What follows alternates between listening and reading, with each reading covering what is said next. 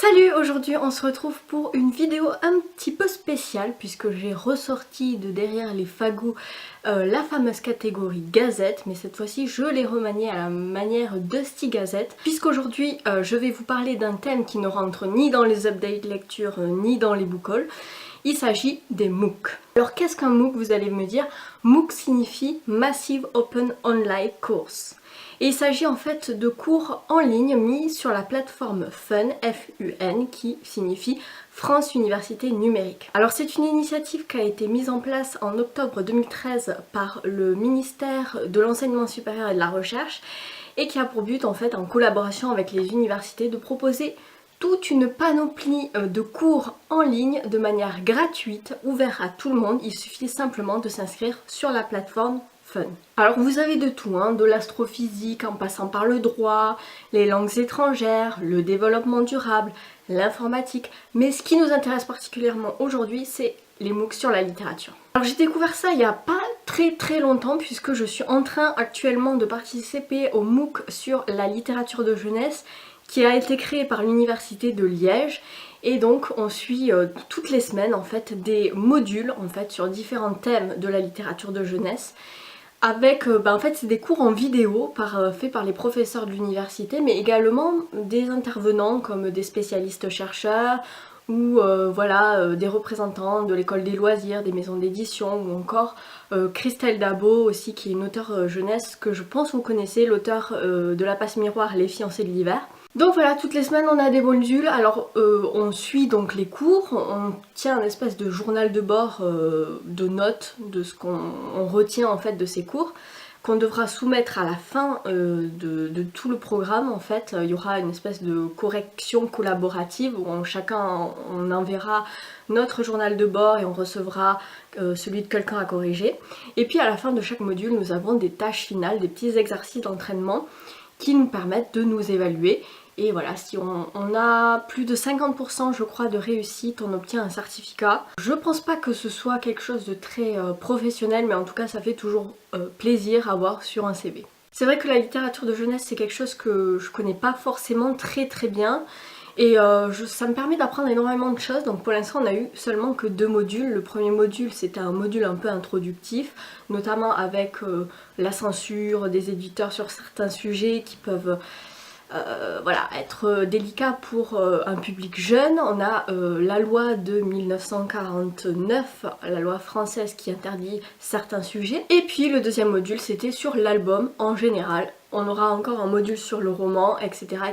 Voilà, c'est la première fois que je découvre en fait ce système d'apprentissage en ligne que je trouve vraiment génial. C'est pour ça que j'avais très envie de vous en parler.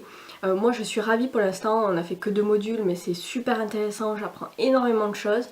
Et bon, malheureusement, étant donné que le module est en cours, je pense pas que vous puissiez vous inscrire pour celui-ci, mais sachez que si ça vous intéresse, il va y avoir un MOOC sur la littérature fantasy qui débutera le 9 mai.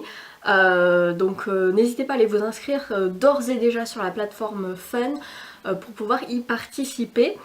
Ça portera donc de la fantaisie de l'époque victorienne jusqu'au Trône de Fer, et moi évidemment ça m'intéresse particulièrement étant donné que j'ai écrit mon mémoire de master sur le Trône de Fer de George Martin. Donc je suis impatiente de participer à ce MOOC sur la fantaisie, donc n'hésitez pas à vous inscrire si ça vous intéresse. Bien évidemment, je vous mettrai en lien en barre d'infos tous les liens, que ce soit surtout de la plateforme FUN, mais aussi pour vous inscrire au MOOC sur la fantaisie. N'hésitez pas à partager cette information au plus grand nombre si vous connaissez des gens que ça pourrait intéresser. Qu'on soit nombreux à participer, c'est vraiment cool. Vous pouvez aussi également voir sur la plateforme FUN s'il n'y a pas d'autres cours qui vous intéressent sur d'autres sujets que la littérature, pourquoi pas. N'hésitez pas à me dire en commentaire si ça vous intéresse d'y participer, si vous avez déjà participé à un MOOC, qu'est-ce que vous en retirez, quelle a été votre propre expérience. Ça me ferait très plaisir de partager cette expérience avec vous parce que j'avoue que pour l'instant je suis fan, j'apprends énormément de choses et puis voilà, le but c'est d'apprendre en s'amusant, on n'est pas obligé de faire tous les exercices, on n'est pas obligé de voir toutes les vidéos. On le fait sur notre temps libre, donc voilà, c'est tout à fait compatible aussi avec une activité professionnelle annexe, ne vous inquiétez pas.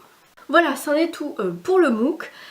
Et maintenant je voudrais passer à un petit unboxing, voilà, parce que j'ai reçu ceci ce matin dans ma boîte aux lettres des éditions Payot, donc c'est parti.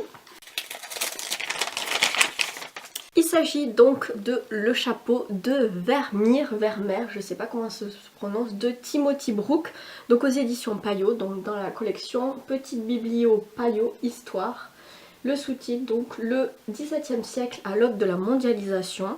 Dévoilé à partir de 6 tableaux de Vermeer et d'une faïence, le monde en mutation du XVIIe siècle, tel est le pari de ce magnifique livre.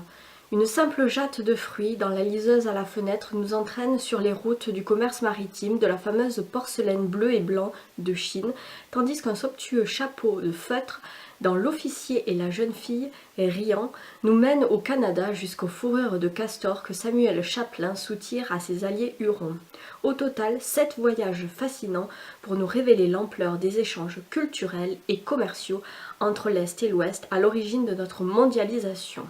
Voilà, donc étant donné que j'aime beaucoup l'histoire et que j'aime beaucoup aussi l'histoire de l'art, je pense que ce petit livre pourrait me plaire et je pense que je vais apprendre énormément de choses. Donc voilà, je remercie encore une fois les éditions Payot pour cet envoi et j'ai très hâte de le lire. Voilà, c'est tout pour cette vidéo, j'espère que ça vous a plu. N'hésitez pas à me dire aussi si le format donc de gazette vous plaît pour parler de sujets autres que des updates lecture, des book hauls ou des book tags. N'hésitez pas aussi à me partager vos lectures du moment, qu'est-ce que vous aimez lire en ce moment, tout ça, il fait beau, c'est le printemps qui revient, tout. je pars en live total, ouais, pourquoi, je ne sais pas. Je vous souhaite d'excellentes lectures et je vous dis à bientôt pour une prochaine vidéo. Salut!